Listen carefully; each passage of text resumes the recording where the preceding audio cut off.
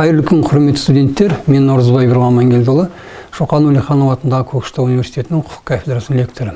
Бүгін қылмыстық құқықтың ерекше бөлімі, оның ішінде 3-ші тақырып, нақты айтатын болсақ, адамның және азаматтың конституциялық құқықтары, өзге де құқықтары және сонымен қатар бостандықтарына қарсы жасалатын қылмыстың құрамы туралы айтатын боламыз. Бұл тақырыпты айту барысында негізі жоспарға тоқталатын болсақ, жоспарында адам және азаматтың тең құқықты екенін біз білуіміз керек. Екіншіден, азаматтарды азаптау мәселелері қазіргі кезде болып жатқанына қарамастан, бұл конституциялық талаптарға сәйкес немесе қылмыстық құқыққа қарсы болып саналады. Жеке адамның өміріне қол сұғылмаушылық дегеніміз осы заңнамалардың ішінде көрсетілетін болады, және сонымен қатар тұрғын жайға қол салмау мәселесі және тағы да басқа әрекеттер туралы баяндайтын боламыз. Бұл тақырыптың мақсатына келетін болсақ, адам және азаматтың конституциялық өзге де құқықтары, бостандықтарына қарсы болып жатқан іс-әрекеттерді баяндау. Және сонымен қатар қылмыстық құқық бұзушылықтар саласының білімін арттыру болып табылады. Нақты анықтамасына келген кезде алдарыңызда тұрған Қазақстан Республикасының бірінші негізгі нормативті құқықтық актілеріне тоқталатын боламыз. Ол Қазақстан Республикасының Конституциясы, Қазақстан Республикасының қылмыстық атқару кодексі, Қазақстан Республикасының қылмыстық процестік кодексі және Қазақстан Республикасының қылмыстық кодексі болып табылады. Келесі анықтамасында адамның және азаматтың тең құқықтылығы туралы айтатын болсақ, жалпы Конституцияда көрсетілген талаптарға сәйкес әрбір жеке адамның өміріне, жүріс-тұрысына, оның тегіне, нәсіліне, еңбек ету мәселесіне, басқа әлеуметтік жағдайына тиісуге болмайтындығы туралы баяндалады.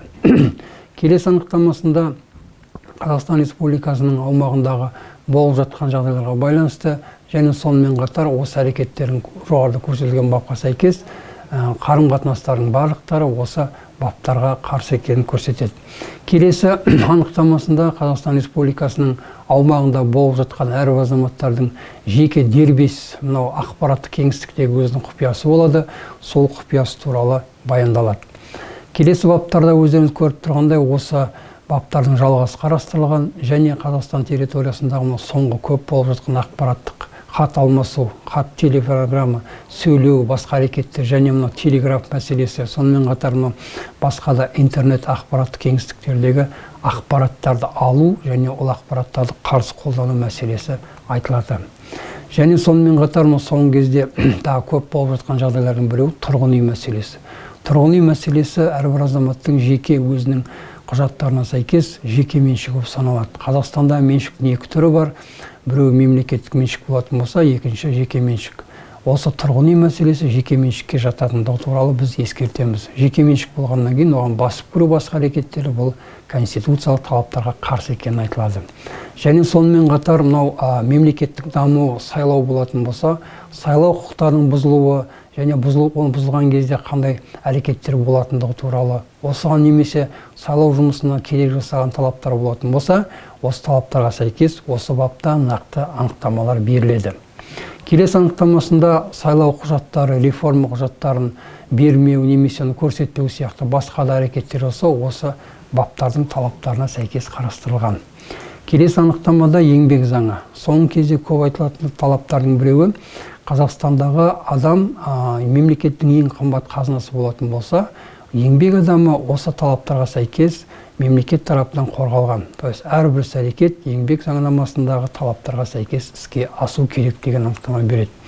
Жалпы кәмелетке толмағандарға қатысты амалдар қарастырылған осы заңдарда.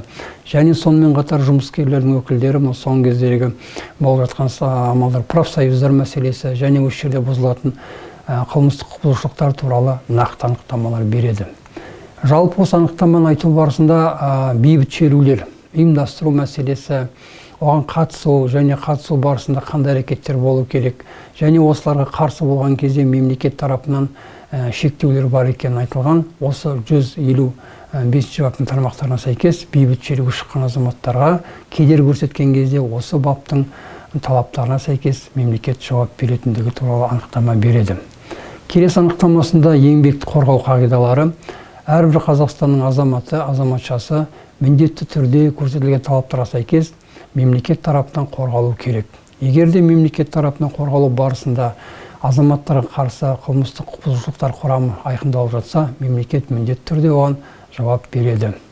Келесі анықтамасында ереуілдерге қатысу мәселесінде айтылған әрекеттер және сонымен қатар осы айтылған амалдардың барлықтарын талдау барысында соңында біз әдебиеттер тізімін береміз және Қазақстан Республикасындағы әрбір азаматтың жалпы анықтамасына келгенде мемлекет тарапынан қорғалатындығы туралы, әрбір азаматтың еңбек ету еркіндігі, азаматтардың сайлауға қатысу еркіндігі және сонымен қатар азаматтардың жұмыс істеу талаптарына сәйкес еркіндіктері бар екенін нақтылап көрсетілген. Бүгінгі айтайын деп тұрғанымыз осы. Назар қойып тыңдағандарыңызға рахмет.